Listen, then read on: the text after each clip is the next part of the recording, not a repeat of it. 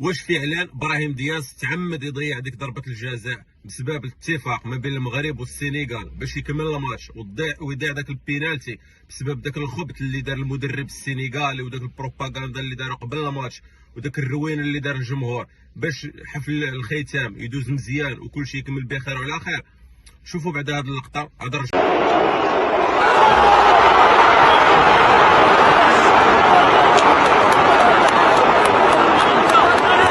عباد الله بينالتي في الدقيقه 98 وفي نهايه كاس افريقيا ومن بعد داك الروينه اللي وقعت وما نقولكش انا راه الحارس طاكاها ابراهيم دياز عطاه داك الكره وما مشى عنده حتى شي لعاب ما احتفل معاه حتى شي واحد والرياكسيون ديال لعابه السنغال تتبين لك بانه